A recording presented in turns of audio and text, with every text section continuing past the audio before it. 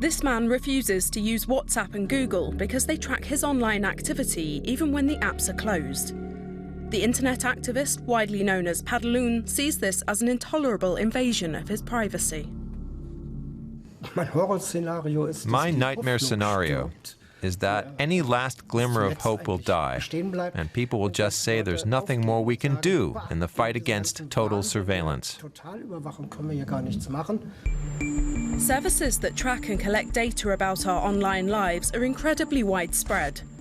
Platforms like Facebook say that users benefit because the tracking enables advertising to be tailored to suit the individual.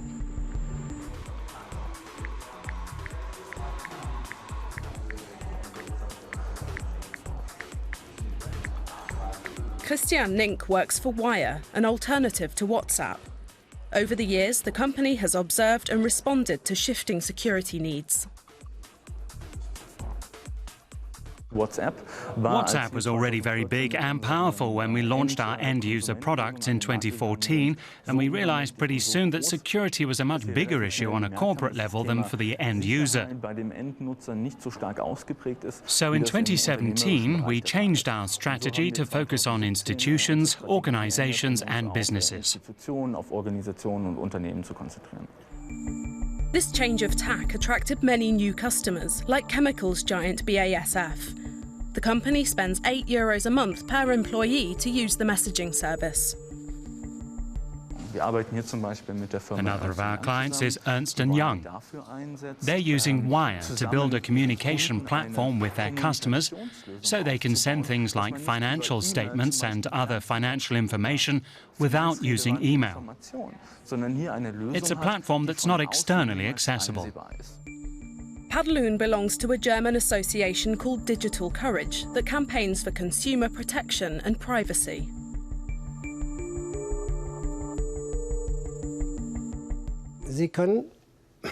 Users can think about whether they really need to do so much digitally. We need to consider the data we're handing over for the sake of a bit more convenience. Maybe it's okay to do without some of that convenience.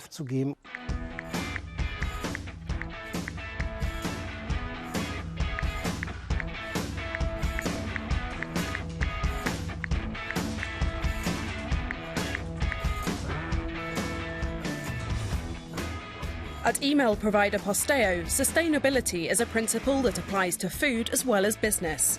Employees here get free locally sourced lunch every day. We get a lot of recommendations from friends and family. That's the principle we follow. We don't place adverts anywhere, so we really rely on recommendations. The company has around 350,000 customers.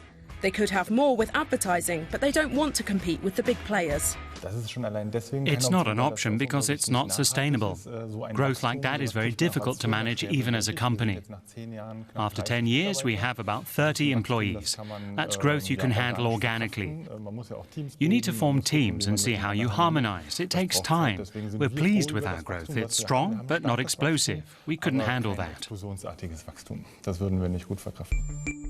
Internet activist Padaloon says developing a European search engine would help to boost privacy and rein in the data-collecting mania. The European Union needs to make funds available, billions in fact, to build a search engine. Whoever collects and publishes the data should have power over it. Europe should take ownership. Awareness about sustainable digital consumption and data protection is growing. Many people just don't know what the alternatives are. And parting with money for them is hard when the big names are offering products for free.